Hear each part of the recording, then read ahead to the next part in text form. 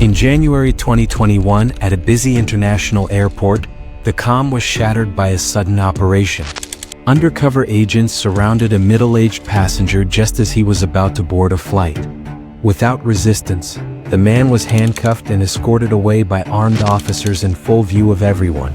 It was the arrest of Tse Chi Lop, the fugitive dubbed Asia's El Chapo, believed to be the leader of the company, a criminal empire that dominated an illegal drug market worth an estimated $70 billion. This discreet 57-year-old man, born in China but a Canadian citizen, was one of the world's most wanted fugitives, and he had finally been caught. His capture marked the beginning of the final chapter in a manhunt that had stretched on for over a decade. To understand his rise, we have to go back to his origins. Tse Chi Lop was born in China's Guangdong province during the turbulent years of the Cultural Revolution.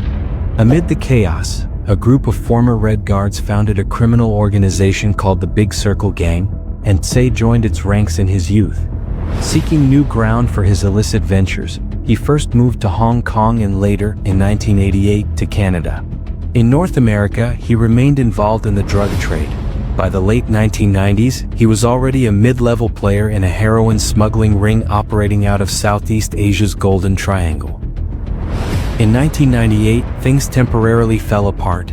He was arrested and convicted in the US for conspiracy to import heroin, facing the possibility of a life sentence. Regretful, he begged the judge for leniency, claiming he wanted to care for his family and even promising to open a restaurant. His pleas worked, and he received a reduced sentence of 9 years, much of which he served in a federal prison in Ohio. Tse was released in 2006 and returned to Canada under supervised parole. On paper, he had the chance to start fresh, but the pull of the drug empire proved stronger. In the years that followed, he returned to the business, picking up where he left off. By 2011, he and his wife had registered a company in Hong Kong, China Peace Investment Group, which served as the front for his new operations.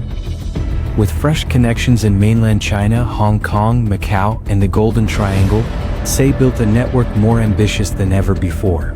He introduced an innovative strategy to win over criminal clients. If one of his shipments was seized by the authorities, he would replace it at no cost or offer a full refund. This full coverage policy won over drug distributors in the region, who could now minimize their losses, but it also created an unintended problem for Tse. His generous replacements began leaving a visible trail for anti-narcotics agencies. Soon, a series of coincidental methamphetamine seizures in different countries started pointing to the same unusually generous supplier. As the 2010s progressed, Tse Chi Lop solidified an unprecedented criminal empire across Asia. He achieved the unthinkable, uniting 5 major mafias, once bitter rivals, under a single banner. Hong Kong and Macau triads like the feared 14K, Washingwa and Sun Yian, the Big Circle Gang, and even Taiwan's notorious Bamboo Union put aside decades of bloodshed to collaborate. Thus was born the super syndicate known internally as the Company. With peace established among those groups, drug routes expanded like never before. Tse and his partners ramped up industrial-scale methamphetamine production in superlabs hidden deep in the jungles of Myanmar. From there, tons of crystal meth flooded markets stretching from Japan to Southeast Asia and all the way to New Zealand. In just a few years, the regional meth flow quadrupled. By 2018, the UN estimated that the organization's profits from meth alone hovered around $17 billion, potentially even reaching $17.7 billion, controlling between 40% and 70% of the wholesale meth market in the Asia-Pacific. The reign of Sam Gore was in full swing, fueled not just by meth, but also by heroin, ketamine, MDMA, and any other profitable drug.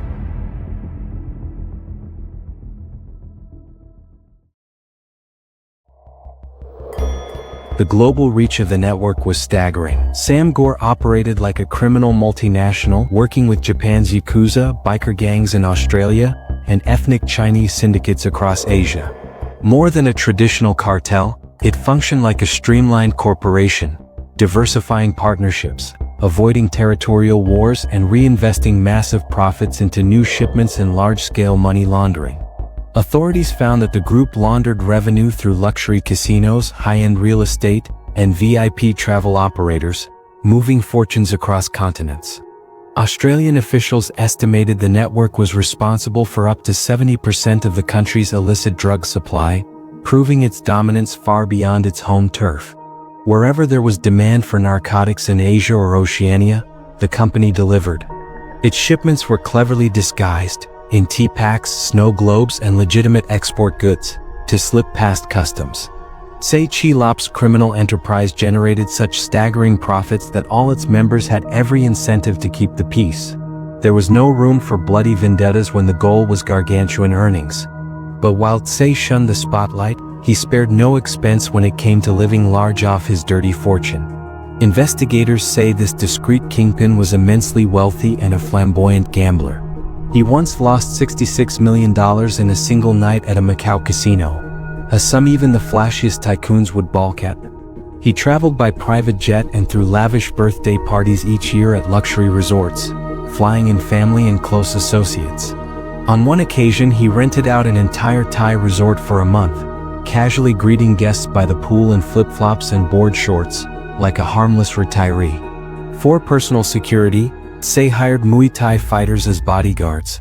Up to 8 muscular Thai boxers protected him around the clock, rotating regularly to prevent familiarity, in classic paranoid boss fashion. Ironically, when he wasn't flanked by his guards, he blended in perfectly, an unremarkable middle-aged man in plain clothes, clean-shaven, with straight hair, someone you'd mistake for just another tourist. That chameleon-like ability to be a nobody in plain sight may have been his greatest weapon in evading justice. At least for a while. The explosive growth of drug trafficking in the Asia-Pacific region triggered international alarms. Before long, an unprecedented coalition of law enforcement agencies formed around a shared goal, taking down the elusive leader of the company. In 2017, the Australian Federal Police (AFP) launched Operation Kungur, a sweeping investigation involving some 20 agencies from over a dozen countries across Asia, North America, and Europe.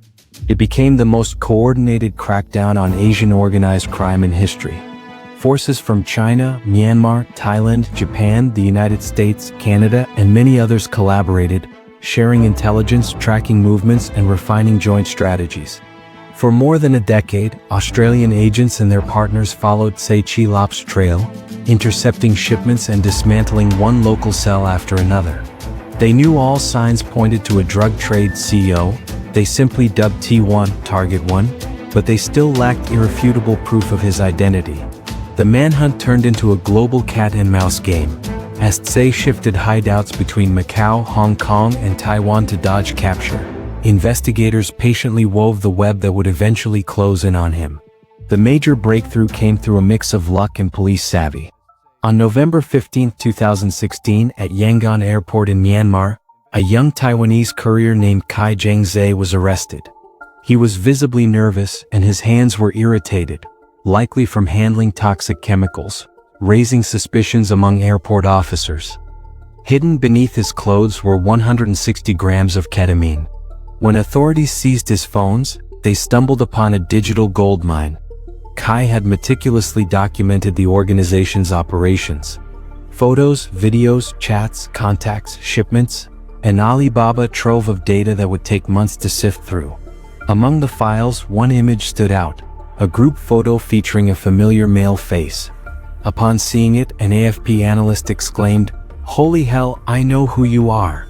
At last, they had a clear image of the man in the shadows. It was Tse Chi Lop, recognized from confidential reports studied by agents for years. But there was more. On one of the phones, investigators found chilling videos showing the company's ruthless method of dealing with betrayal. In the footage, later described in court, 3 men took turns torturing a bound victim, burning his feet with a blowtorch and shocking him with an electric prod while he sobbed and screamed. The man confessed to dumping 300 kilograms of meth into the sea after wrongly believing police were tailing him.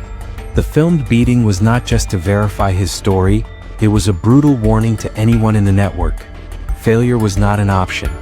These torture videos, along with multiple drug seizures linked to the same contacts, confirmed what authorities had long suspected: they weren't chasing fragmented criminal rings. This was a unified mega-cartel under a single leader. After years of pursuit, Operation Kungur had its answer. Tse Chi Lop was the mastermind they had been hunting.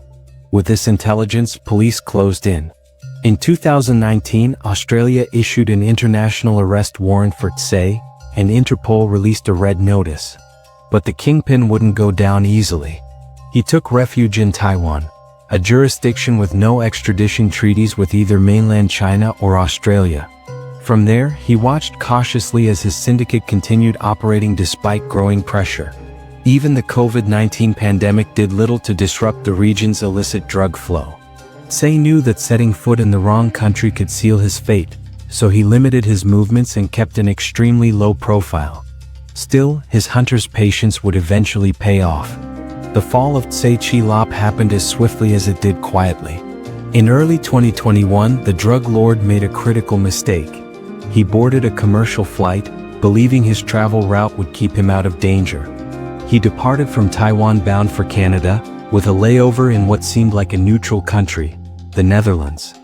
What Tse didn't know was that international agencies had carefully orchestrated every detail of that flight. On January 22, 2021, as the plane landed at Schiphol Airport in Amsterdam, Dutch police boarded and arrested him before he could catch his connection. Tse Chi Lop was taken into custody without a single shot fired, ending his long run from justice. He was 57 years old and about to face trial on the other side of the world. The news spread like wildfire. Authorities had captured the alleged kingpin of Asia's largest drug cartel, quickly dubbed by the press as Asia's El Chapo. In Australia, the country hardest hit by his drug imports, officials hailed it as the most significant blow to organized crime in decades. The extradition process from the Netherlands began immediately. Tse tried to fight it in European courts, claiming his arrest was a setup, allegedly orchestrated by Australian agents who had manipulated his stopover in Dutch territory. But after nearly 2 years of failed appeals, he could no longer escape his fate.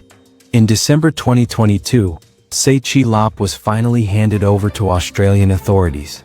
The moment felt like something out of a movie. Tse arrived in Melbourne on an extradition flight, escorted by grim-faced federal agents. He was led off the plane in handcuffs, surrounded by armed police in a now iconic image released by the AFP. At 59 years old, the man who once controlled a $17 billion empire was now a prisoner in plain clothes, his eyes hidden behind a medical face mask. Upon landing, he was taken straight to a local court to face charges of conspiracy related to massive methamphetamine shipments between 2012 and 2013. Australian prosecutors formally accused him of trafficking around 20 kilograms of meth, worth approximately $4.4 million, into the country, based on findings from Operation Volante, which had dismantled one of his networks years earlier. Tse remained silent and didn't even request bail. He was transferred from the courtroom to a jail cell in an armored vehicle, under medication for hypertension and kept in strict custody. If convicted, he faces a possible life sentence. The empire of Tse Chi Lop, built on violence, cunning, and greed, had finally suffered a devastating blow. Authorities were quick to call his arrest one of the most significant in our history, comparing it to the downfall of legendary drug lords. Yet, as Asia's El Chapo sits behind bars awaiting trial, many are left wondering whether the nightmare he unleashed has truly ended. The harsh reality suggests otherwise. Sam Gore may have been decapitated, but its criminal structure remains intact. As one UN expert warned, they caught their man, but the organization lives on, and the global appetite for synthetic drugs is far from fading. In the end, the story of Tse Chi Lop closes with dramatic impact, but not with total victory.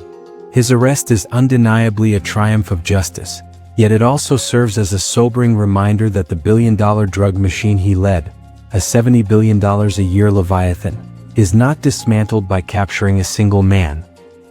Somewhere in the shadows of Asia's underworld, another figure may already be rising. ready to pick up where Tse Chi Lop left off.